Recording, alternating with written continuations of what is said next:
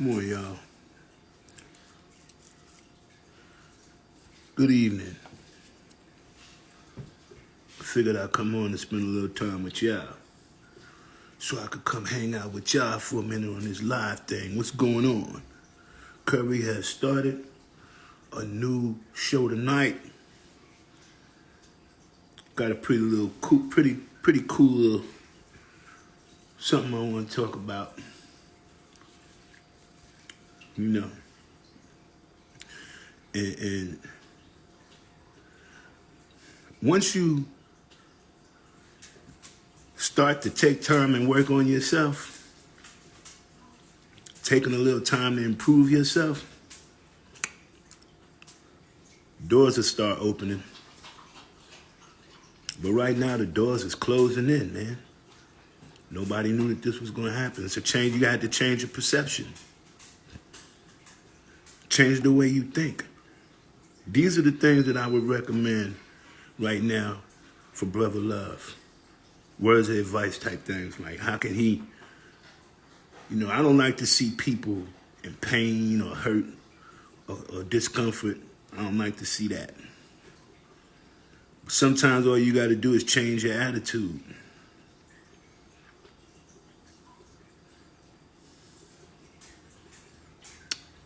It's the way you living, man. Not changing will leave you stuck in a rut all the time. Because you just won't change. It's going to leave you stuck in a rut. And you're going to be stuck by yourself. It's going to be hard for you to get out. Your money helps you make some of the worst decisions, man. Your money is not helping you make good decisions. The high horse. You're living on the high horse, see, but everything is coming down, right? I want y'all to know, people with money, they are more likely to develop mental disorders than poor people. People with money, they be going through mental disorders and things like that. That's what money do to you, make you crazy, right? Just stuff like you putting yourself through all of this social isolation, this isolating yourself, surrounding you're a narcissist. You just surrounding yourself with the love of you. Boy, I try to tell you, they said one day would be one day like this, but you just wasn't prepared for it. So we're going to talk about this one too. All of the people who sit back and don't say nothing about injustice when they see it, they'll sit back and act like they don't see it, they don't hear nothing. We're going to call them the enablers. We're going to call them enablers, and right now, we're going to come down on them too. They're the crutch. They're the one that make people like Diddy feel like it's possible. It's okay for you to be like this. We're your friend. You don't have to be scared, people. You don't have to be. It takes people like Roger Bonds to go against the grain, so people can understand and they can have courage and don't fear about being themselves. Go against the grain. Don't be afraid to go against. If you see, he did something wrong, that this ain't right, and it doesn't fit well with your soul, then yeah, you gotta say something about that, man. You can't be an enabler. You give the wicked the power. They only powerful because they got you. It don't matter until it hits your home. It don't matter until the problem is in your front yard. That's when you really get concerned. When it's happening to you, but when it's happening to everybody else, you just feel like, hey, it's not me.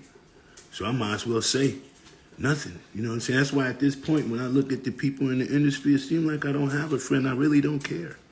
I come to realize that nobody's going to be there for me like how I'm going to be there for me, so I don't even expect people to be there.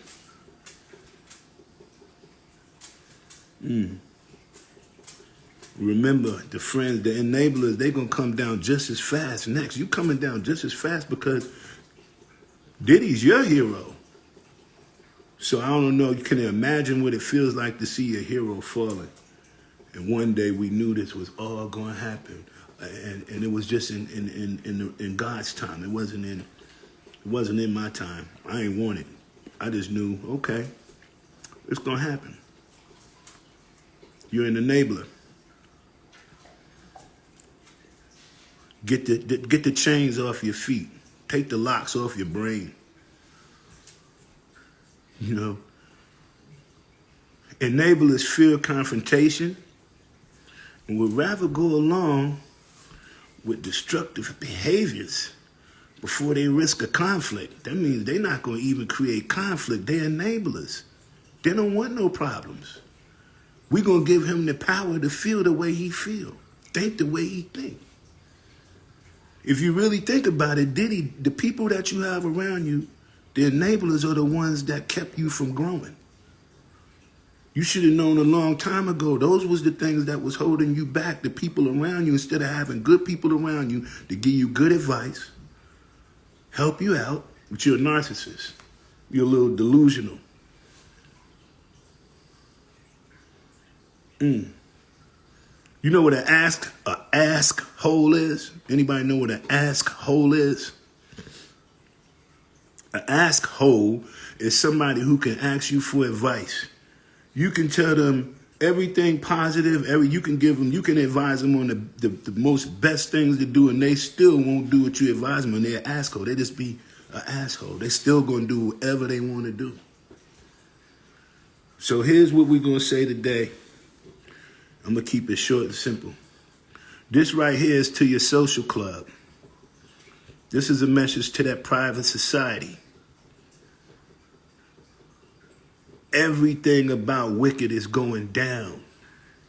And in due time, if you ain't walking right and if you don't get yourself spiritually correct with life, you're going down too. Because it ain't just him. It's the people who sat back and let him do the things he did and wait to think the way he thinks.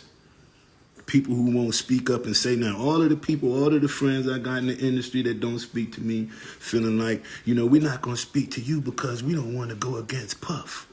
We want to, one day we feel like he ain't give you that opportunity, but that don't have nothing to do with me. If you sit back and see the way a man do somebody that you are friends with or that you love or that you know, and you sit back and don't say nothing to that person, man, you are just as guilty as the person who did the wicked.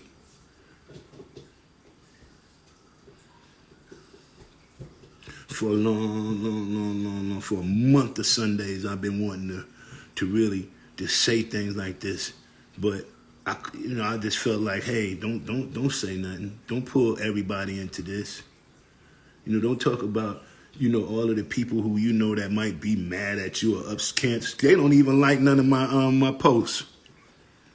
They come on there and read and won't like them. They just come on there to see what I'm talking about, be nosy, eavesdropping, all of that kind of stuff. But they from them private societies, y'all. Y'all got to know about them private societies. They be having little private parties and all kind of stuff. You know what I mean? That's why I need y'all to go grab a book if you haven't got a book. Speak the truth and the truth shall set you free. The truth will set you free, but most free people is locked up. So it'd be hard for the truth to set somebody. The truth will set you free, but most free people, like they rich, they locked up. That's why we talking about rich people who going through hell right now. They going through hell. You be like, man, I didn't know that. I didn't know that one day was going to be so soon. He's not. The way he thinks is not. Only thing he had to do was apologize. Apologize and live right. Do people right. You've done so many people dirty. So many people. And before I get out, I'm going to get out of here. I'm going to get out of here on this note right here.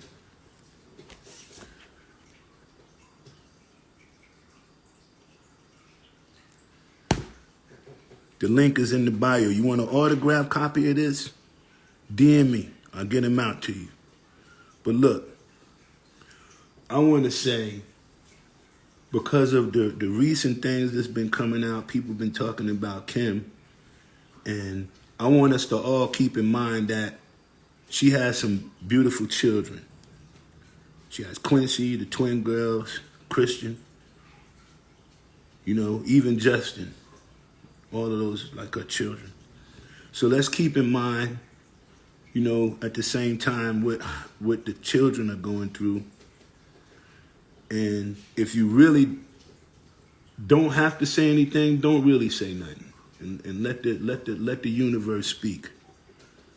Let the universe speak. And because I was just thinking about, I seen one of the posts, and one of them was saying, so how they miss his mom. I miss my mom so much, and how I think about her and things like that. And at this time when I'm sure he's seeing all of these things and going across the internet, all of these truths and things like that are coming about, I'm sure it must be disturbing to them in some kind of way. So my thing is, man, hey, it's going to all get better, man. And sometimes in order to go forward, we got to take a couple of steps backwards. So this is just a learning process, and I hope we all learn from this. I hope we all learn from this. While we'll be rich and have our children out with fur coats and diamonds and all of this, and they out in the street living good, living real good. And you'd be like, wow, so many people worked hard for them to have this privilege that don't have the privilege to feed their own kids. Man, sometimes I can't even send my own son, a Cash App for gas. But it's going to be all right. But then I turn on the TV, and what do I see? Everybody else's children is living good. The enablers. We're gonna have to talk to them. We're gonna have to. The enablers, man. Don't get upset with me and don't be mad at me, man. Be my friend if you're my friend. Say, Curry, I understand you. Curry, you have the right to speak the way you speak. You have the right to feel the way you feel. Yeah, you have the right. I have the right. I can tell about a story that I was there to see. I was there. 2000 all the way through, 2000. We had Bad Boy for Life. We was popping in 2000. He was hot in 2000. We was on the road in 2000. I was there every second, from the studio to the tour, to the nightclub, all of that. Do I see how he did Black Rob? I knew Black Rob was just struggling. Black Rob didn't get no publishing check. He was all child support. All his money was going straight to child support, damn near. I think the lawyer, man, was his lawyer. I think it was Jay Cartretti, something Cartretti. I used to know his lawyer and all that. And they had to, they was getting all his publishing for child support.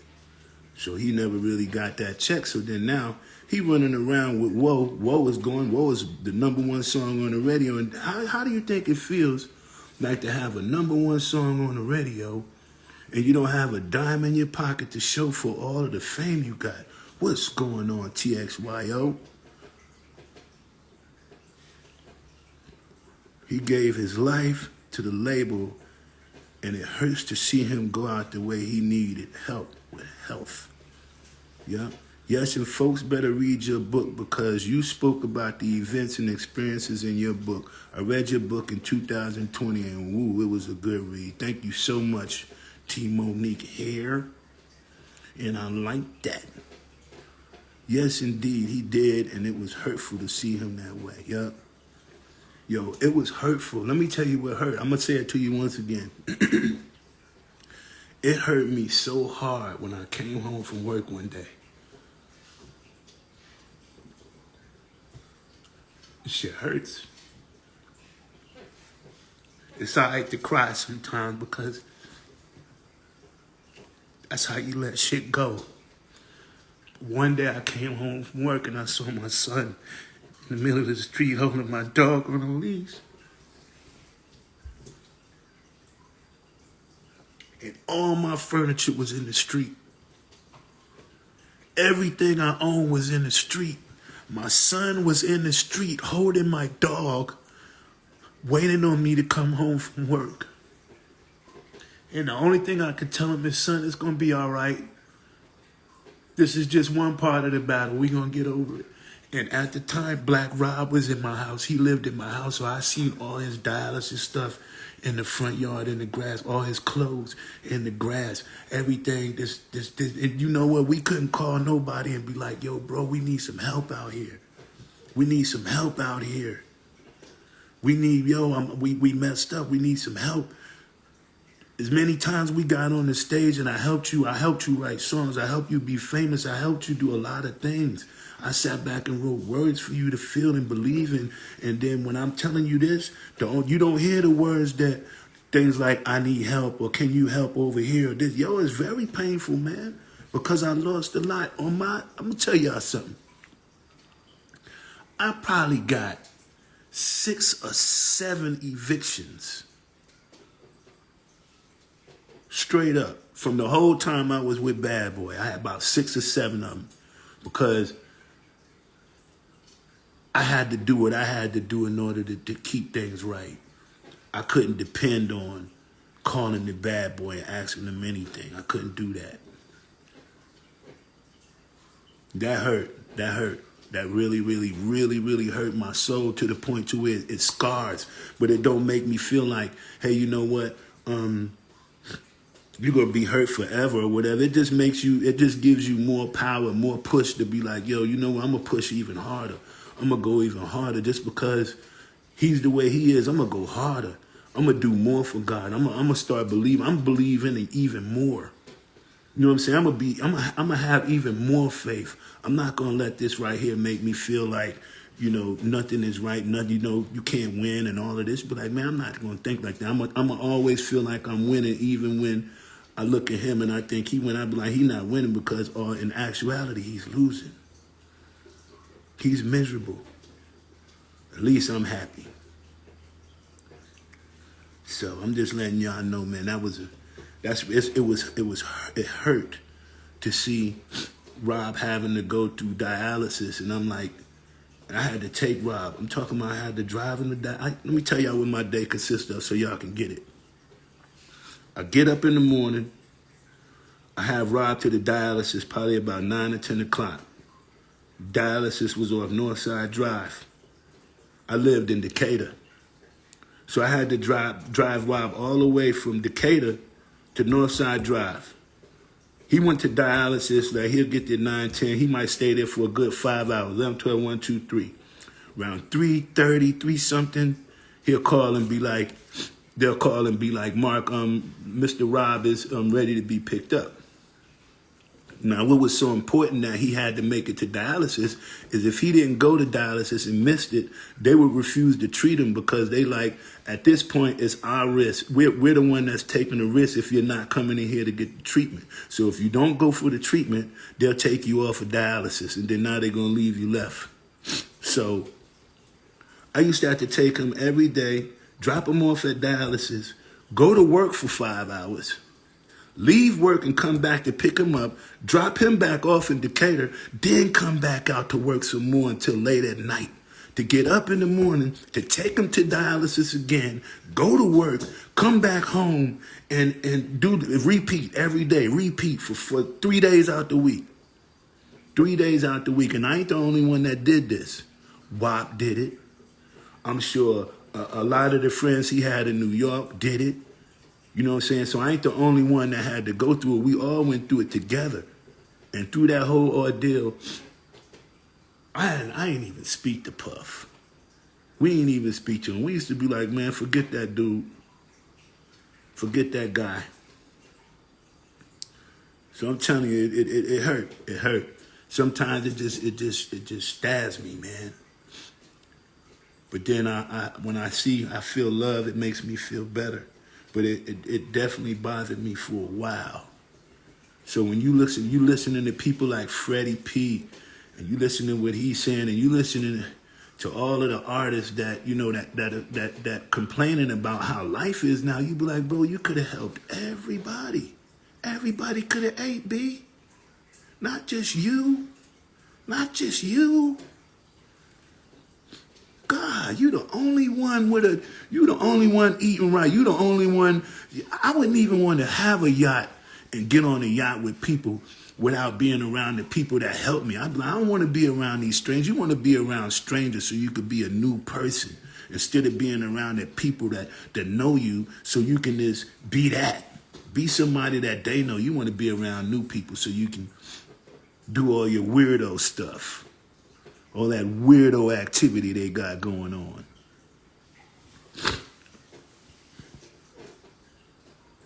Boy, he should have known one day. He could have repented. He could have changed his life. It didn't have to be this way. So they're enablers. I'm ready to get out of here right now. I just want to tell the enablers that it's going to be okay. Let me let my man get in. I wish we could do a class action lawsuit. You can't even do your wife like this when you get married, because they already know you socially, you messing with her social functionalities, for her being able to function in a society and function well. It's hard for when you do this to people and for them to function in a normal society. So it creates people. It makes people turn to all different kind of things because they can't function in a normal society. Well, thanks for letting us know. I feel better all the time. Only thing that really hurt me is when I saw my son holding that dog. When I pulled up to my house and they kicked the dog out and everything. He's sitting there holding the dog, sitting on a piece of luggage. And he just been sitting there. He was probably like 16. And it was at the age to where, these are the things that they're going to remember seeing. And I know that he saw it. And it's nothing wrong with him seeing it because it's just life. But I never could imagine knowing somebody and believing in somebody like that, and then nothing ever happened, nothing ever becomes, and they just be like, man, go live your life over there. We don't care if you die. Go somewhere and die. That's what they be telling you. Yeah, you know what? Don't be his friend. Let him die. You be like, wow, I got to die over this? What's up, publishing guru? Well, I'm going to live. That's what I'm going to tell you. Every female he got more than his artist. His girlfriends even got more than his artist. His kids got more than his artist.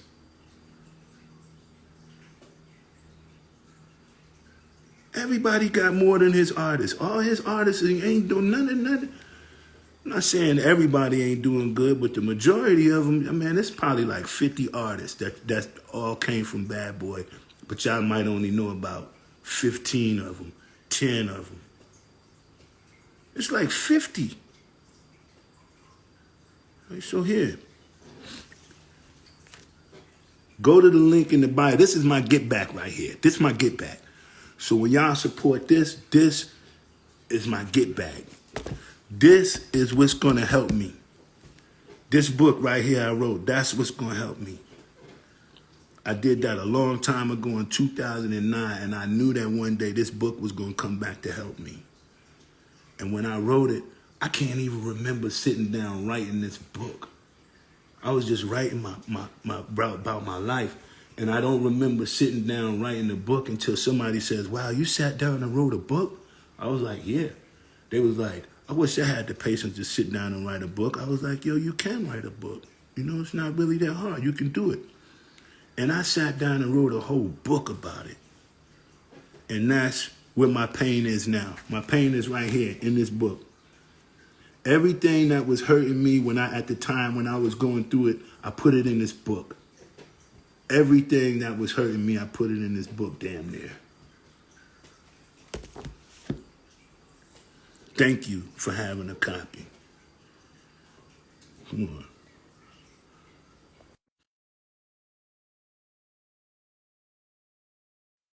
He had enough money to get. He's stepping down from there. They done took him from the school. He done stepped down from Revolt. The models don't want to be on the same platform. What's going on? Yo, what it do? Man, I need to borrow them glasses, man, so I can see things from your point of view.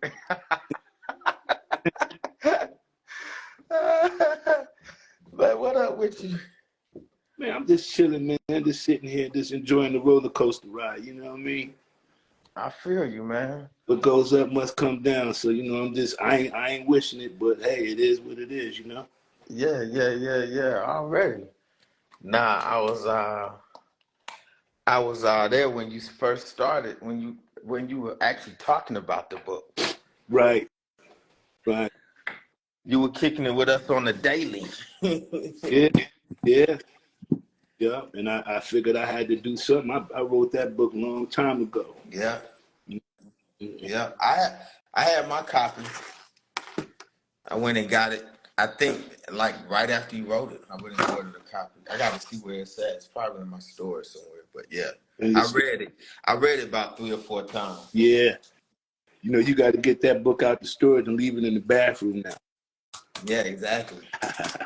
Exactly. Yeah. That was when I was new to the music game. Mm-hmm. Uh, but yeah, but definitely Well, was a lot of truth in that one. somebody said I worked with an attorney here in California that stated Diddy is finished financially. No, I know 50 Cent said he gonna help him out. We're gonna see how that go. But you wanna know something else? 50, cool dude, but I don't really be seeing 50 doing nothing like I don't really see him doing many miracles and doing too much good for people either. You know what I'm saying? Because like through this whole ordeal, I would have thought you would have thought 50 would have called and said, "Bro, you got a book? I do movies. I want to help you out with this." That man probably just as wicked as everybody else, man. That's just how people is with money. Yeah, We know. well, the thing about it is you know, everybody has their own uh, vices. You know what I'm saying? Their own things that kind of get them weaknesses. You know what I'm saying? Mhm. That people fall for. You know what I'm saying? So if your weakness is power and control, then guess what? You know, guess what? Something is gonna appeal to that, and you're gonna fall for that because that's what you want. You know what I'm saying? If you're not impressed by money, control, power, any of those things, then you We gonna got we got Father MC in the room here today. oh man. Father MC, or wasn't he there from the beginning of all this whole ordeal? Wasn't Father MC? Mm-hmm. It's glad to see Father MC. I looked through his profile the other day and was just looking at his pictures and seeing how he changed from the rapper that we used to see on TV to this grown man he is now. You know, to when he spoke to me online and then we were speaking, I'm like, damn, this Father MC. And I was like, damn, man, that was an accomplishment to me for when people like notice me and be like, Curry, I'm your friend or whatever. I like that. Right. He was there. He was there for the what was Father MC was there? What was he signed to? Uptown. Father and C. Yeah, Yeah. long time. Uptown. Uptown. What you do for me, I will do for you. With Mary on the hook. Mm-hmm. Yeah, that's my guy. He on here? Yeah, you were here. Yeah. Tell Father. Father, what up, bro? You know, Kenny Smooth, Kenny Cornicky, uh, uh, Bob Celestin, you know what I'm saying? I'm tapped in with the New York fam, Uptown, Eddie F, you know what I'm saying? Where Puff got the idea to have a hitman, because he lived with him, and you know what I'm saying? And the Untouchables was the first super producer crew, you know what I'm saying? Yeah. On the urban R&B hip hop side, you know. You got to know your history, man, when you come in this.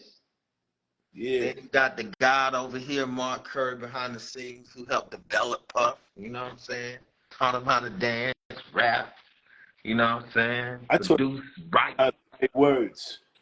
I told him I taught him how to say words and how to make sure that he used his heart when he say the word so he could say the word right. I'd be like, Exactly. yo, you right because you don't believe what you're saying. Right.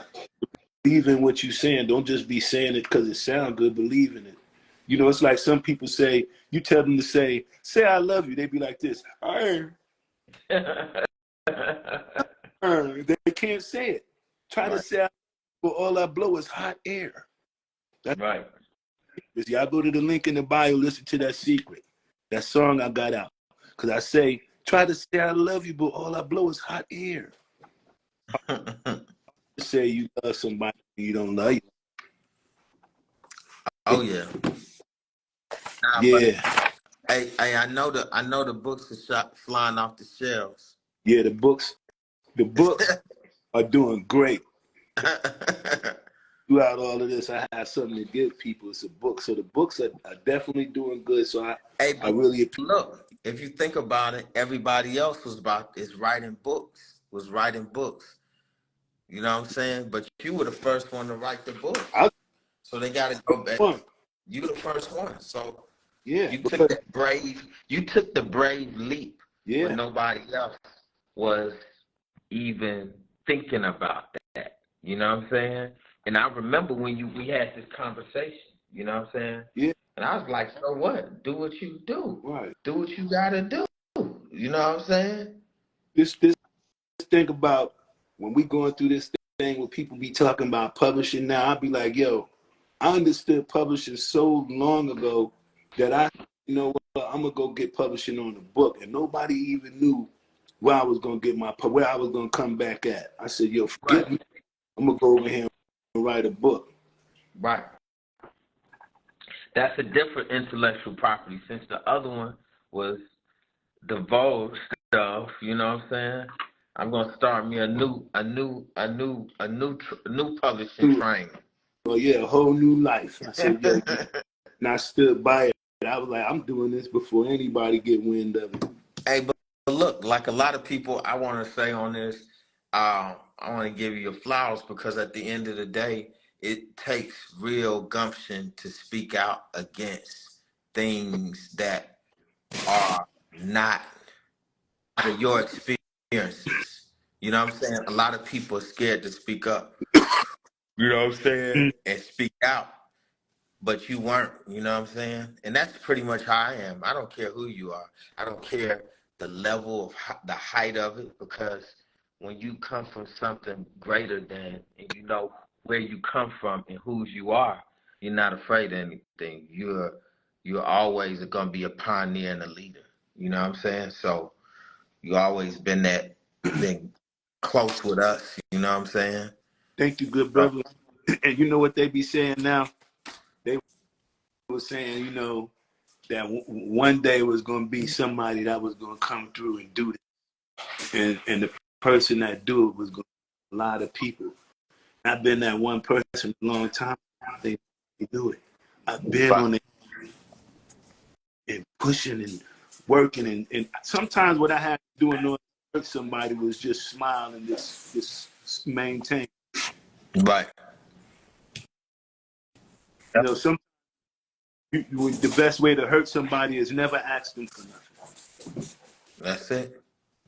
That's it. Nothing. That's it. You know. But yo, I just, you know, I wanted to come on here today, speak a little bit real fast, promote this Yeah. book, need everybody book. I just want the book to be everything, but Yeah. I appreciate all that support. Oh man, most definitely. Most Father definitely. I tried to MC. call you, man. I don't know. I can't get through your line. I guess this phone number is good. Hey, you look at your DMs? Yeah, I'll be looking at them. Did, And I send you my number here to make sure you got it. yeah, send me your number because I sent you a message that the number I was trying to get it wasn't quite percolating Mm-hmm. like I needed to in terms of the connection. Yeah, yeah. Yeah, I just spoke to Sweet. Yes, you know we talk every day, every other day. So you know he Yeah, doing the movies and shit. So he going crazy. yeah, I see him doing the movies and everything, and I see him on the set all the time. He Yeah. watch. You know, he born on the same. Me and him born on July 15th, the same day. What group was Sweet in so everybody could understand how far this history is going? What group was that? He wasn't in the group, but he was the producer for D4L. He produced. D for L, and then we had a heavy influence with Franchise Boys and Peanut and Parlay them because they were all from our side of town. So when I came in as like the business, he introduced me to pretty much everybody, reintroduced me. You know what I'm saying? So he was like, you know, ATL. Then me and him were brothers, like from high school. You know what I'm saying? So you know, pretty much, you know, we had a hand in pretty much a lot of stuff.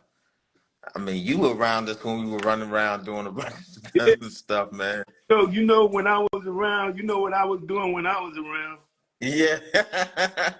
But I was still having to be a nigga. Yeah, exactly.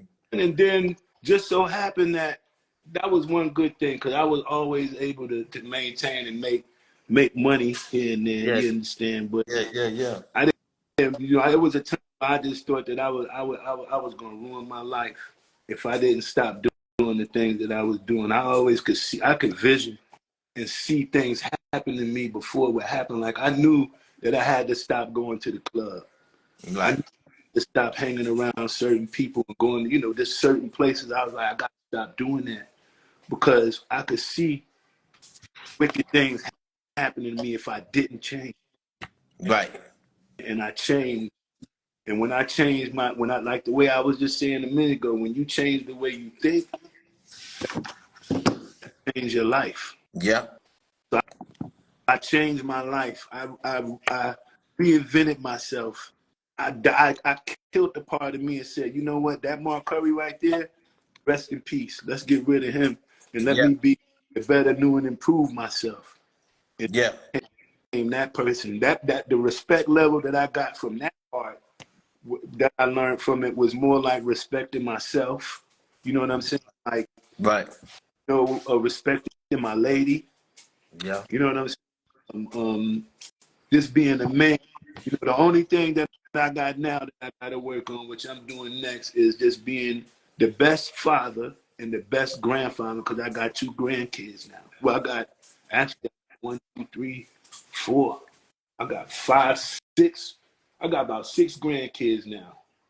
Wow. Thing I got to focus on is just being a better grandfather, being a Right. father, a better husband type of thing. So, Yeah. Well, you know, we always we here to learn and continue to, you know, grow. mm-hmm. Shit, we all not perfect. We all have our, you know, flaws or whatever. But at the end of the day, if your heart is in the right place, you're gonna always do what's right. You know what I'm saying? And continue to grow. Yeah, exactly. Yeah. But Salute, yeah, Detroit. you. Neff Beats is in the building. Neff Beats, one of the most incredible producers of the right now. Oh yeah. Publishing. I could tell you the ones that's in here got some real super producers too, and a lot of them be having business credits. Oh yeah. Most definitely. They got some business out there. Oh. Oh yeah. That they need to get some paper. See that Neff Beats. Yeah, he didn't come up on my side, but you can probably see him on everybody on your side. Hey man, yo, Father MC. Here Father MC. words, brother, man, that means so much to me, man. Thank you for noticing me. Thank you. I can't wait to see you one day. Sit down. We're gonna have something to eat together, drink together. And man, thank you, man, for what you've done for the culture. For the Man. culture. Look at him for an example. He had one of the biggest songs. He had the biggest song on the radio. He had the biggest song out. And then all of a sudden, he vanished off and took Yeah. care of his life and did himself in another way. I just can't wait to see what was he up to. What you been doing all of these years? How's it been going? Interview Father. Yep. Father MC. Hey, I was just with him with Ed Lover early in the year at his birthday Ed Lover's birthday celebration. Yeah. Hey, look. One day when I did the Ed Lover up in New York, I went up there to do his radio show.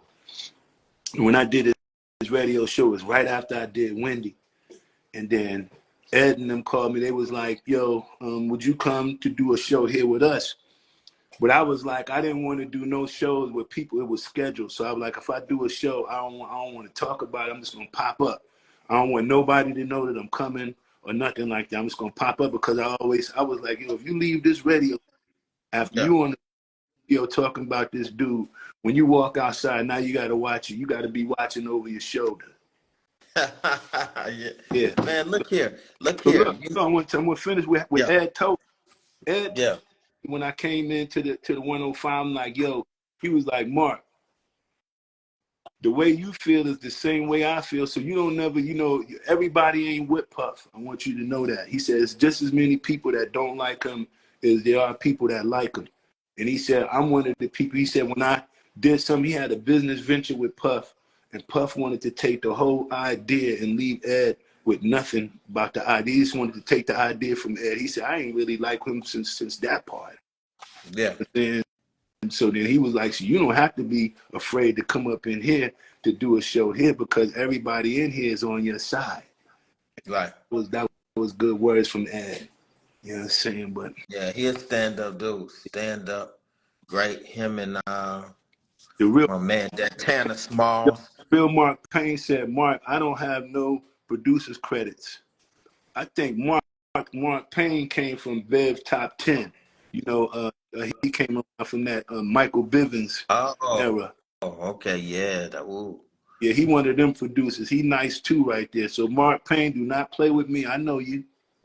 Yeah. And, You know what I mean? and it's crazy, back then I was like the rampant thing, man.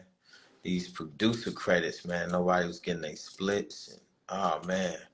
The way that they was drawing them up. That's what people. Yeah. I'm gonna say this one right here. Then I think I gotta do a little cooking for the Yeah. night. Say something about the producer's credit because you brought that up. Right. When a song is registered, it's we call it handling the admin. You know, which Yeah. Metadata. so the admin. Puff had the admin. So that means all of the checks, everything that was written up, splits and everything was done by his office. And when the check came in, the check first came to his office to Janice Combs. And then from then, if you was a producer and you get a check, they'll go through, see the budget, make sure that you don't owe anything on your budget, then give you whatever it is that you got. Whatever you got coming to you. But you was like, damn, in order for me to get a check, I got to get a check from them because they was handling the admin. So when you have somebody that's handling the admin, they can word things up any way they want to. They can say Puff really helped you do the song, and he never really helped. But they just wanted to put his name in there so he can get them credits. So you ask yourself, every time you look on an album or something like that, and they say produced by Puff Daddy, produced by Puff Daddy and Mario Winans, produced by Puff Daddy and Ryan Leslie, produced by Puff Daddy and Naeem Merrick, whatever it may be, Puff Daddy and Chucky Thompson, whatever it may be. Puff don't play no instruments. Right. Puff he don't play instruments. So how in the world did he get producer credits? Right. And that became a practice, like a practice, like, where, that was accepted practice and it followed uh in other business, publishing business throughout the music game. You know what I'm saying? So when I came in and start saying, nah, you don't deserve that because you didn't produce that. You know what I'm Right. saying? And He if you were the executive producer and the label owner, you definitely shouldn't be getting it. The reason why is because you already own the right, label. but the executive producer, that's going to be the one that puts up the The the money, uh the, the budget. So the he's the one. budget, the studio. That's why you own half of the master recording. Right. That's part of the Now, master that you get paid on the master. right. Now let me give you DJ Westside. What's going on, Westside? Now let me give you this one. Yeah, So he got this group. They call the producers. They call themselves the Hitmen. yeah, So let's say he got 10 Hitmen. He give them all production deals. So which means if you sign to me as a hitman, I'm gonna let you work on Sherry Dennis' album. I'm gonna give you a Mario Winans single. I'm gonna let you work on Mary J. Blige. As long as you sign this production deal with me, you're gonna be able to work on Mary J. But if you don't sign this production deal with me, you're not gonna be able to work on Mary J. Because I'm not gonna be able to make money off of you. Yeah. So now sign to me. When you sign to me, I already signed you, and we already have a publishing deal. So I gave you a publishing deal too. So what's that mean? You say, so I gave you a deal for your publishing. You'd be like, why you want to give me some money for something we don't even know what it's worth? It's like, you want to give me a publishing deal, and we don't even know. What if I come out with a #1 hit this year, and it goes all the way #1? So you want to give me $50,000 right now. Right. And then if we go sell $1 million in publishing now, you get 500,000. You're gonna get half of it. Yeah. So really, you invested 50,000 to make 500. So not only do I got all of the producers on that, I also got the artists, the writers on that. So all of the people, if you want to write this Mary J song, you're gonna have to be signed to my publishing. Right. If you're not signed to it, you're not gonna be writing the Mary J single, right? Right. Not only that, I'm getting half of the writers publishing too. I'm getting half of the producers publishing. I'm getting half of the writers publishing, and I'm the executive producer. Right. That's why he got to put things in other people's names, because it's a conflict of interest. You be like, damn, you're gonna be the person who I gotta fight and the person who defends me. Hey, look, and that's the thing. So, the same practice was done with Jive and Zamba. Zamba was the publishing, Jive was the label. But the thing about it is they always separated it and made Zamba a separate publishing house and didn't make it where, you know what I'm saying, you had, were intertwined. You could work everywhere because it was a publishing house and there was separate people running it. So the thing with our situations as African American businessmen in this music game, we never separate the businesses. We commingle it. So Puff had Janice Combs Publishing, but he never had an administrator like a Sony or Warner Chappell that he partnered with to handle those producers. He handled it in-house with commingled funds. Therefore, now you have what you have. You have production, Janice Combs Publishing, and Bad Boy. You know what I'm saying? And that's how he got rich. You know what I'm saying? That's how you divide it up. Right. You could go take a little bit from here, or take a little bit from there, take a little bit from there, and at the end of the day, you have a whole lot. Right. Because you got to think. If you give an advance for 50,000, right? Mm-hmm. He recoups that advance. The rest of the money. But listen to this: if you don't have an admin company, what ends up happening is, instead of you being an admin after the recoupment, you keep the money because you don't have yourself set up properly. Like a publishing company. So once you recoup, you start to get all your bigger checks. You see what I'm saying? And your royalty checks, your big ones. Recoup is the key thing. Once you can finagle the numbers any way you want to if you run your own situation. You know how much money Black Rob Pop had to recoup off for making the whole album. Oh yeah. I think he might have spent. They would have had a budget in him up in the $2 million. Like, whoa, you mean to tell me off for doing a rap album plus, they're gonna be like, oh, we paid your rent. We gave this thing right here. We sent you a check for this. They're gonna add it all up. So when Rob, he ain't gonna get a check because he owes so much money. Yeah, that's the reason why. When you look at Mace, and then Puff was like, he's not giving Mace back his publishing because Mace owed him $3 million. Right. So how you gonna be a man with all of this money and don't want to give that man back that little $3 million worth of publishing? Right. That wasn't even scratching Puff's surface, that $3 million. You understand? But what he was saying was, I'm not gonna give him back this publishing until he finished recouping, and he owes me an album. Oh yeah. Yeah. They'll put you on that now. Now you owe me 2 albums, 3 albums. You be like, this is the first one of 3. So usually when you get fed up with the puff and you be like, yo, what I'm gonna do is I'm gonna go ahead and just give you 3 albums, man, so we can get done. I'm gonna give you 3 albums right now. And you don't care if they garbage or whatever. You like, I want to give you these 3 albums so we can get done with this deal. I want out of this deal I got with you. Mm-hmm. You know what I'm saying? So it'll be like, yo, you owe me 3 albums. And this now you be sitting there stuck on that label for 4, 5, 10 years. Cause you gotta put out another album. That means, man, it's just a all uphill battle. And then you got to look at the contract and make sure, you know, usually it's at the discretion of the label that that album is released, And not of mutual. So a lot of people went back then weren't negotiating deals to specificity. You know what I'm saying? They weren't specifying the language. You know what I'm saying? And now people up on the language. You know what I'm saying? And language is very they didn't important. know what first quarter, second quarter, third quarter, and fourth quarter was. Right. You know what I'm saying? That we're gonna work on an album. Is my album coming out first quarter of this year? Or is it gonna be fourth? And they be like, nah, we can't put it out on first quarter because we doing this. Next thing you know, you all the way back in the fourth quarter and a whole nother year that went by. Right. You done did these songs a year ago. You still Right. get your action right now because you stuck in quarters. I know what you're on. I know Man. where you at. I'm so glad in that rat race right now, Oh, brother. oh yeah. Nah.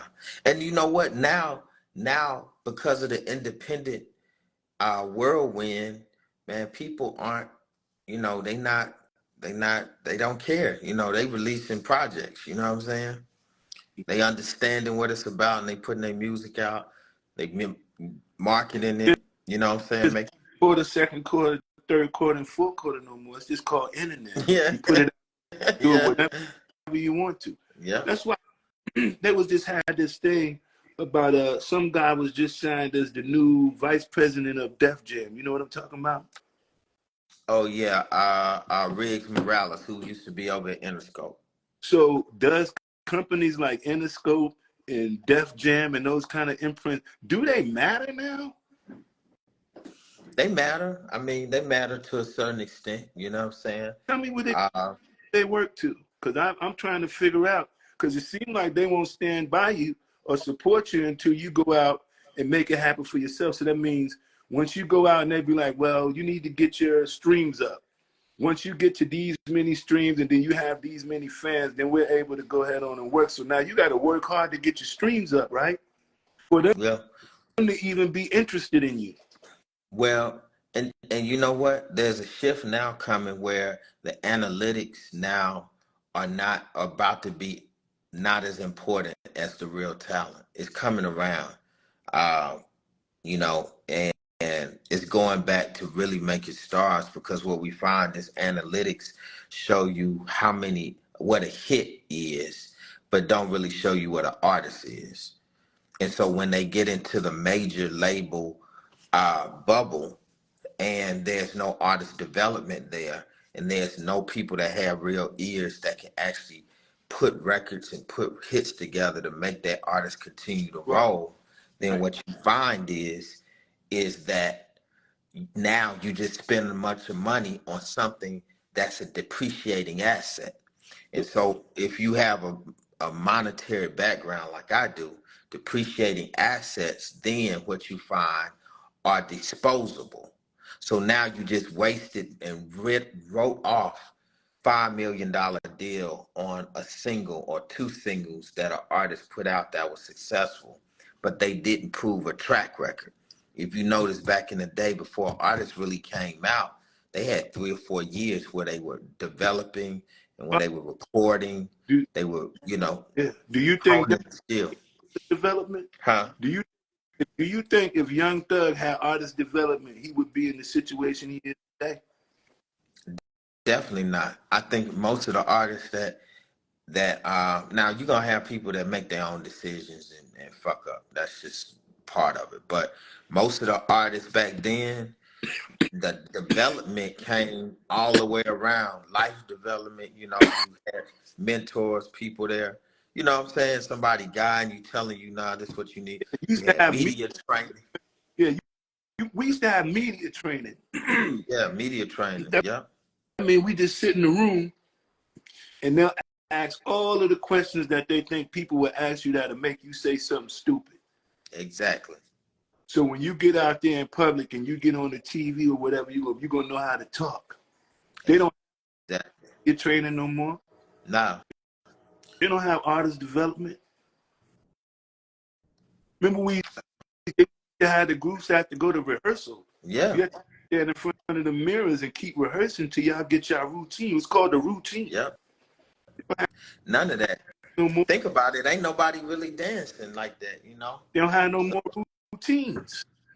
you know what I'm saying? There's no more show. You go to the rap show, the only thing you see is the dude walking back and forth on the back and forth on the stage. You be like, this is a show?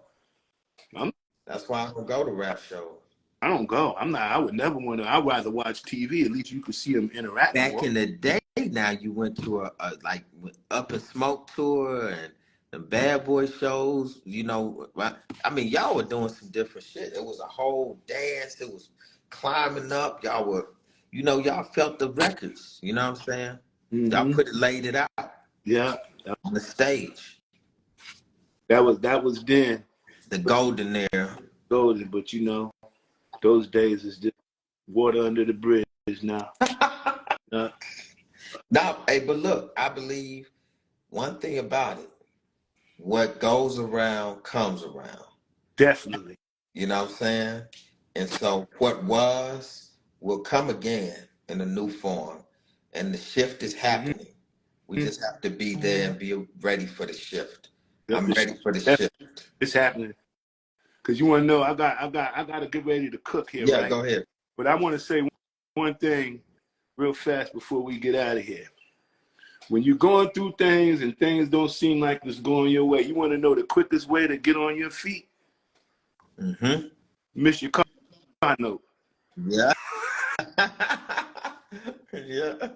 You're Yeah. gonna be on your feet quick. You'll figure it out fast. Yeah. All right, bro. All right, I'm about to jump off, Uh, man. Do dinner for the day. hey, shoot me Always, that number, man, yeah. on the DM. We'll All do. right. All right. All right. All right. Later. One. Later.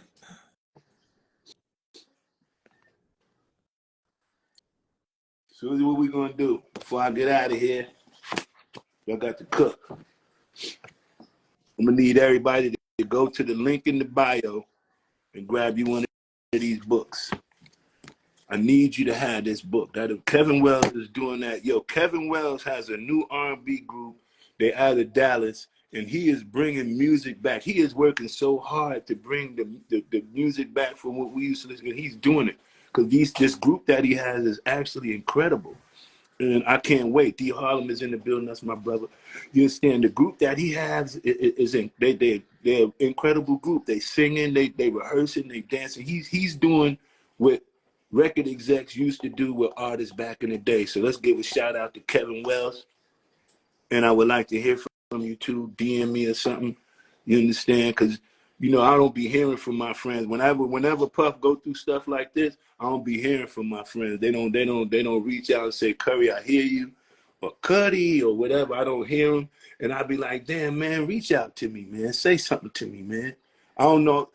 I know I ain't doing nothing that bad or that wrong to where we don't want to speak to each other. But good God, let me have my beef with Puff, and let me handle my beef with him, and let's not let that affect you and me. That's what I be saying to all my friends. Let me just be mad at him. Just because I don't like him don't mean I don't like you. I just don't like him. You know. I'm going to hit around there. Yo, hold on. Let me do this one real quick, and then I got to get out of here. So let's yap about it. Let's do it real fast, and then I got to cook. Yeah, big up Kevin Wells.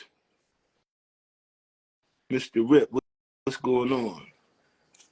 Many don't know how to separate. Yeah, this like, man, It's like you really don't want to be my friend because you his friend. Really?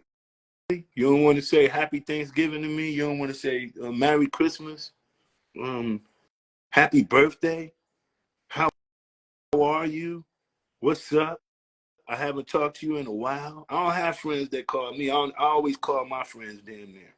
So what I did, I be calling them. I say, look, since I realized it was going to take you forever to call me, I just figured I'd pick up the phone and call you, and that really makes them feel bad. I'd be like, yo, since it seemed like you wasn't going to call me, I picked up the phone to call you. Some people, man, once you do this, they condemn you. They just be like, man, they just don't be there for you at all, man. It's like, damn, you don't have no friend, all because of Puff. Yo, that what Freddie P was saying, I'm telling you, is real. You won't have no friends after you finish dealing with him. You won't have friends. The only thing that you're gonna have really that you gotta stick by is that one lady that loves you and that believes in you. You understand? And I swear, that's something I found. And so that was she became my friend. So now I got a friend, and that's what gave me that's what been keeping me right, you know. But I'm trying to give my man here a chance to get on. He's doomed. You're right, the real Mark Payne. Mark, what up? What up, Mark? What's going on with you? That's the dope Hold on, I'm radio. switching. Nothing much. I'm finna get ready to switch you up, man. What's going on, big dog? You already know. Yeah. This cool now. You out there in LA? Uh-uh. I'm out here in Houston, bro. I just left. I just left New York, left Miami. Now I'm back in Houston working, man. Oh yeah? What's Yeah. happening? That's what's happening. Yes. I man, listen. You already know. Listen. You got me my first 1,000 views. You know what I'm saying? Especially, when we did that interview when we were talking about the whole Puffy situation and how everything started crumbling down. Mm-hmm. Yeah.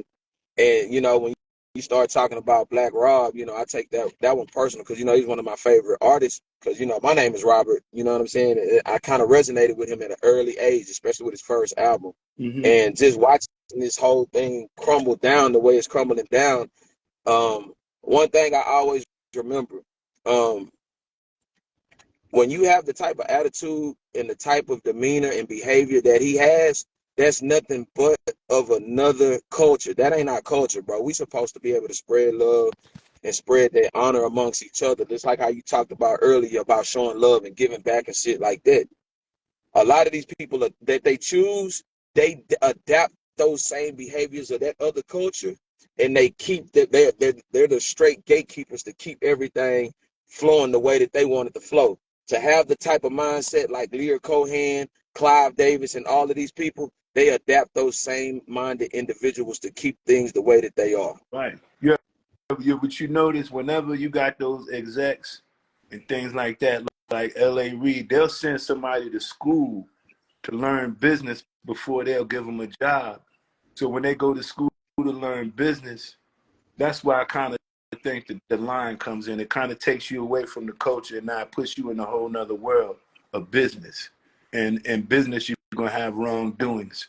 So man, you gotta look at things like, man, I was just reading something the other day. I was reading something about I was looking at L.A. Reid when he worked for Epic, right? He worked for Epic Rap. He was doing he was the president of Epic or something, and then he caught a sexual harassment charge, and then they fired him from Epic. Mm-hmm. But then after he had the sexual harassment charge, they went and hired him at Arista or something like that, right? Right. So even though he got fired from Epic because of the harassment charges, he still went and worked for Arista with the same harassment charge. So he's just carrying his foul business practice over to another label. It's never changing. And that's how, what happened in the industry. That's why I always thought it was a time when they needed to let everybody who was over 60, they need to retire. You need to retire. So, because we can't tell the youth what kind of music they should be listening. Because now look, we the ones that's in control over what the music or what the people is listening to, and all of the people who power are old, and so they don't really care about how we destroy each other as well as the hip hop culture. They don't care about that. They just care about making money. You know what I mean? That's when you start learning things like, damn, um, a man over here owns a prison, and he puts money into Rick Ross' album to promote it. Why is he doing that? He's promoting Rick Ross' album. He might put money in it and say, make it number one on the radio, because as long as Rick Ross is number one on the radio, it's going to fill up this prison with people who trying to be like him. So I get more criminals. And every time I get a criminal, that's a check. The dude who owns prison makes money with the prison. You know what I'm saying? But there it is. But like I wanted to make sure, yeah, you speak on, and then I had to get on and start getting ready to get my food together. You know, Yeah. but I want to make sure I saw you in there, and I was like, man, let me make sure I get my man on there so he don't feel like I don't see him. You know, I see you. Oh, nah. Listen.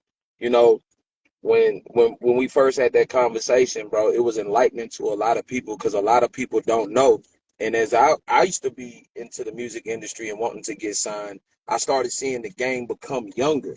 And the game became younger because they're more impressionable. You know what I'm saying? When you're able to throw a stack of money at a kid, of course, especially if he's in an impoverished situation, the first thing he's thinking about is going to gravitate towards what? Getting his family together, making sure everybody's home. You know, he's going to look at it. But in the long term, he's going to sign. In the long term, he's going to lose as opposed to getting this money in the short term. And that's where a lot of these young cats start getting taken advantage of. And I can tell you the prime example, they had looked at NBA YoungBoy to fall off. But what he did was he cut the middleman out, and then he started going direct to consumer. And then he started surpassing a lot. Look at the records that he's broke, and nobody ever talks about it because he really stayed focused, stayed grinding on the music, and he kept pushing and kept pressing. And now he's not in the red. That's why when he started talking about owning his masters and stuff, oh, nah, we're not going to do that because they know the value that he brings to the table because he's still smoking hot. Yeah, yeah, you're right. We what you look at is there. You say, okay, if you just take a magazine and you put somebody like, which we've done before, let's say Puff. I got to just stay on him because that's who I'm talking about. You put him on the front cover of a magazine, he got a $2 million watch, $1 million chain, $1 million earrings. How many people do you think died when they, after seeing that picture, that died trying to have the same things he had for that image? I want an Lots. earring, I want a watch, I want the car. How many people do you think lost their life trying to chase that image? Lots. So that's why I always say, when you look at him, sometimes you see a great man. When I look at him, I see a person who, I see a, oh my God, I hate to say this like this, but it's more than one ways to assassinate someone. You can assassinate character and they can still be living. And they just be walking dead. Like when you asked me where I thought I was, I'm still living, but man, I'm walking around here feeling like I'm dead. You know what I'm saying? Feel like somebody done stuck a knife back, right?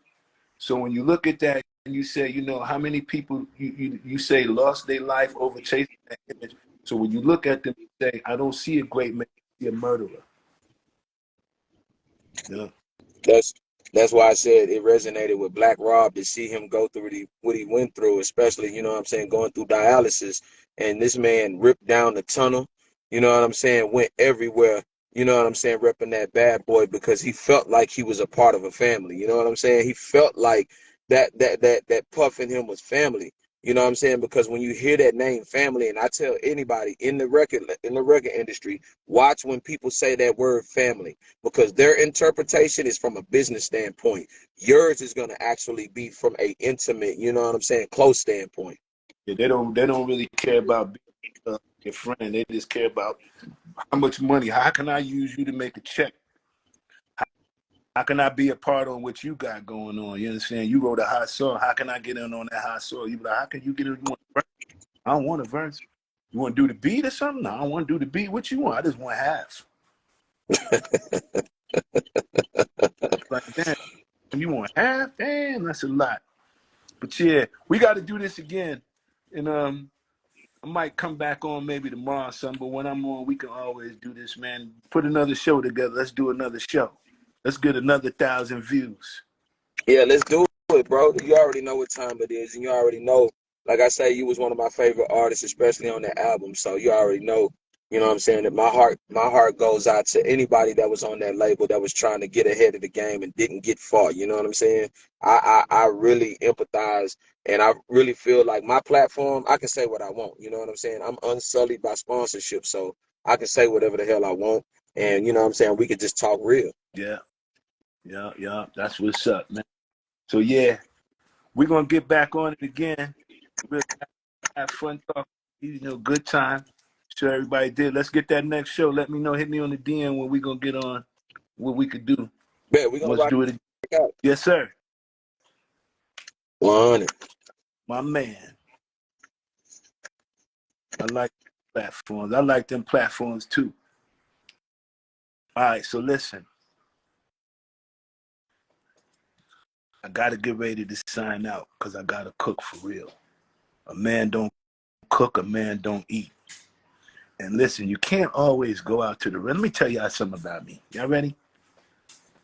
I am so scared to go to certain restaurants and eat certain people's food because I think somebody gonna try to put something in my food. Because that's how they be getting people. They be putting stuff in people's food. So I don't even like, when I go out, I don't like nobody knowing that I'm on my way there. I don't like nobody knowing what restaurant I'm going to. I don't like nobody to know nothing about what moves that I'm making. And I don't eat people's food. I don't drink behind. If people have, I don't want nothing to drink. I don't want nothing to eat. And I want to go home. You know what I'm saying? That's why I not go home and I cook. So in order to keep myself, you know, to make sure that I'm doing the right thing, keep myself safe at all times, I cook. What's up, Miss Abel? Hey, what's going on? Yeah, I cook. I don't go and eat around people. And you know, I might go to my family house on Thanksgiving and all this, but sometimes they be like, "How come? Let's go over this person's house." I be like, "I'm not going over their house. I'm not eating nobody's food." And also, I ain't going over their house so nobody could try to follow me home. None of that kind of stuff. I ain't going nowhere like that. You know what I'm saying? I take the long.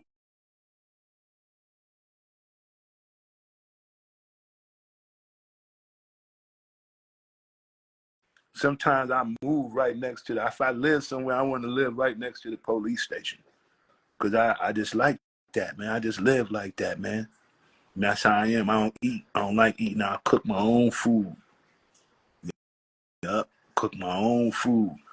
You know what I mean? Just think about how many people lost their life and things are not known, and you be like, how in the world could somebody get sick? Did somebody make them sick? And you be like, how in the world did they make them sick? They may have just had somebody go sprinkle something in their refrigerator and said, you know, by the time you went down there and fried some chicken or went out to eat or whatever, they was like, man, put something over there. Next thing you know, you got a terrible headache.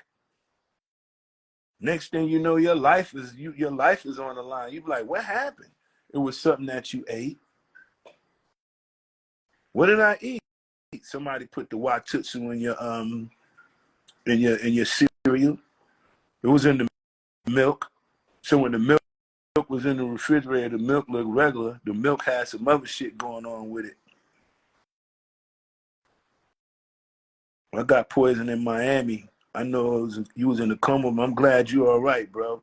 But yeah, I watch out for all of that.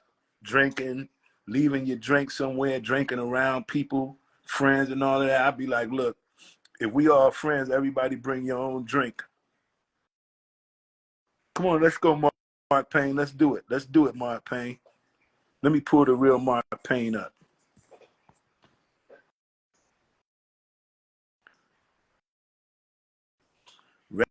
Rabbit got a gun. He's letting loose. Oh, yeah. Mark Curry, what's up, man? Mark Payne, what's going on, Mark? You, brother, you the one with Yeah, all the gems, man. It's a pleasure to sit here and listen to you, man, talk. You know what I'm man, thank you for that, man. But you the one with all of the hits. saying? Yo, man, I think what's really dope is that you're educating a lot of people on what they need to know. You know what I'm saying? Especially when it comes to music, the admin part of it. You know what I'm saying? How individuals don't pay attention to the business; they pay attention to more music. You know what I'm saying? Because we're so creative, we don't really pay attention to that. You know what I'm saying? And it's like before you know it, nothing's left. You know what I mean? Yeah. And Yep. We see Mark Payne. You know, most people don't want to say nothing because they don't know what to say. So yeah, you be yeah, like, you don't want to say nothing because you don't even know sometimes when they doing you. You don't even know who wrote up that song. You when they gave you a split sheet and you looked at it, you ain't even know who wrote it. yeah, Where and like yeah. this split sheet is going all the way, Mark. I know your book sales are through the roof. Yes, sir. Mhm. Be like, man, I don't how did they write this song up? You know what I mean? If you were the producer produced it, he gonna get 50% of that song. I Mhm. wrote it, I'm gonna get 50% of that song for writers. So you got the production and the writers. Mhm. That makes 100%. Mhm. 50% for you, 50% for me, right? Right. But at the end of the day, I'll end up with 25%. Yeah. You'll end up with 15% Mhm. because somebody came in and sang on the hook, Yeah. and somebody came over and they had somebody play a live guitar on it. So Yeah. then now you coming out with 25%, Mhm. 50, because they already knew we want that 25% of you. Right. That's ad. And Mark, look how you can split your prose up. You know what I'm saying? Like I could be a publisher on ASCAP, but be a writer on BMI. You know what I'm saying? And hide stuff that way too. You feel me? I got ASCAP and BMI. I got See? certain songs over there at BMI. I got certain songs over at ASCAP. See? I bet that. Right? As soon as BMI said, "Hey, we'll give you 25,000 to switch," I switched so fast. I switched so fast from ASCAP, man. I was like 25,000 just to be with Right. y'all. Run it. I Yeah. need that 25. I Right. did. So I kept 2 catalogs. Yeah, that's Then I right. sold one. Mm-hmm. Then I kept the other one. One of them wasn't. It had some songs on there. Like Yeah. I sold Bad Boy for Life. Mm. Wasn't Mm-hmm. doing nothing. Mm-hmm. I kept Godzilla Come With Me because it was with Led Zeppelin. I Mm-hmm. kept This Is Not America because it was with David Bowie. All the other songs, I let them have it. I kept the Lil Kim, Me and Gangsta shit. I kept certain joints, Mm-hmm. but certain songs, Puff Forever album, Yeah. Reassuring and all of that, Mm-hmm. I sold that. Y'all can have that. I Mm-hmm. don't, Yeah. That was you know, smart. That was a smart move. That's a businessman's move. yeah, You know what I'm saying? Yeah. yeah. But Yeah. yeah. I don't want to get you in trouble, man. Nah, I just, my old lady, she gonna want to eat in a minute. Yeah. She gonna come down from work. She gonna be like, "You didn't cook," so I'll be like, "Damn!" But you know what? I be needing that sometimes because Yeah. I be needing that. That's what keep me focused, man. Yeah. Yeah. Yeah. That's right. That's right. And you know what? I started noticing stuff about food like you talking about, like certain foods I would eat and then I would come home and feel like messed up. You know what I'm saying? Like, what the hell was that? You know what I'm saying? And then it's like I have to examine everything that I went to go eat the day of the day, you know what I'm saying, prior to that. And every time I ate at home, I never had that, you know what I'm saying, that extra, how would you call it? Steroidal feeling. You know Hmm. what I'm saying? Like they trying to put some extra steroids in your stuff. You Yeah. know? It's as easy as going to the company Christmas party.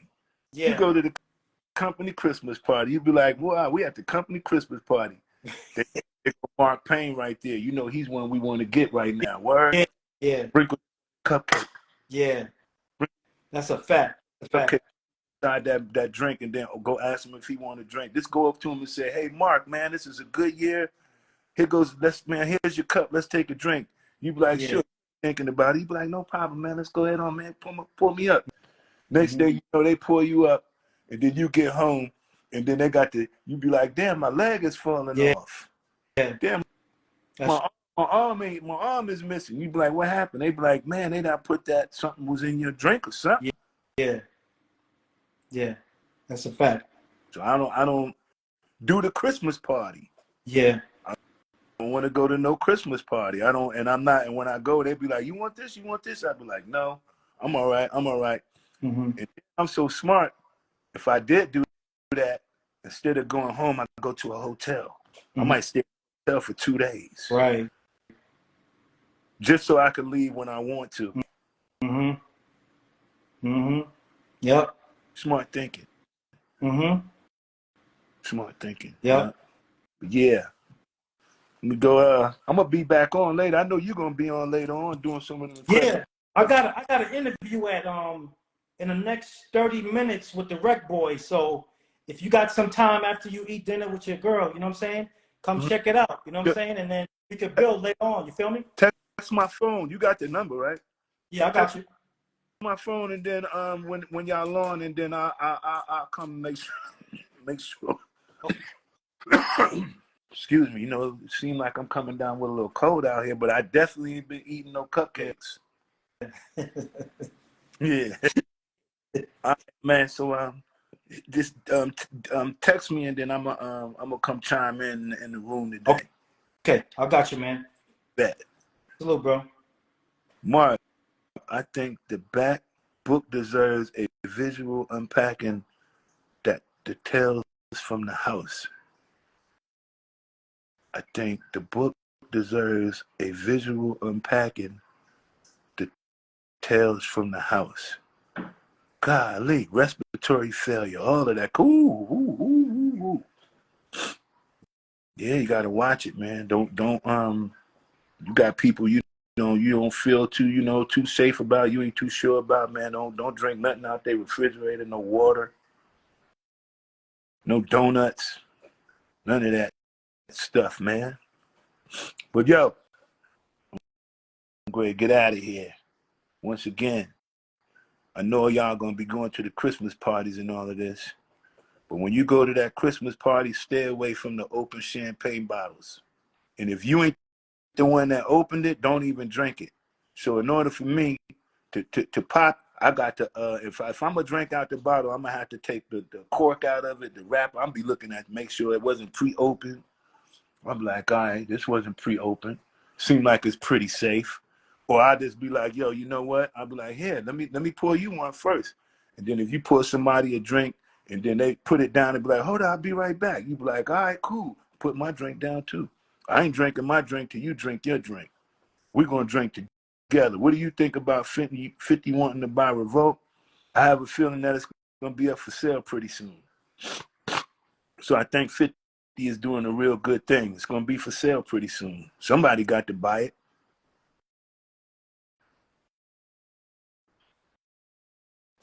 Somebody got to buy it. But look, if you haven't, get a homegirl who's zombie now drinks. Yeah. Oh, you got a homegirl that's a zombie. Yeah.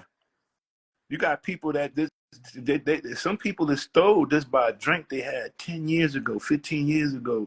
It just messed up their whole mind. You understand? So just letting y'all know, just be careful, man, about doing all of that. You know what I'm saying? If you ain't going into the quick trip and picking out the what you want out the quick trip, don't do it.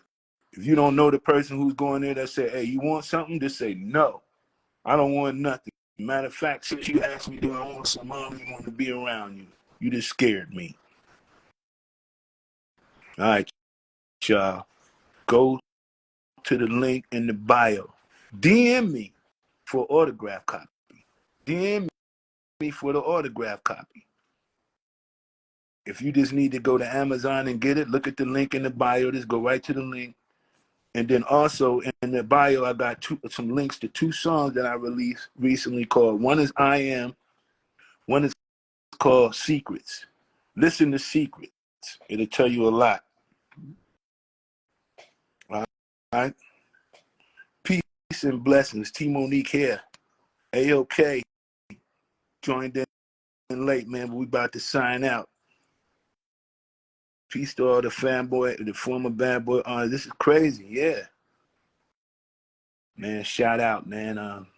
Y'all don't be scared to be my friend, please. I'm your friend. Don't be scared to be my friend. Don't be scared to talk to me because you think somebody watching, and then be like, if they catch me talking to him, they're gonna shut me off. Yeah, this gets shut off, man. It's easier to get shut off than to keep trying to get turned on. Book links in the bio.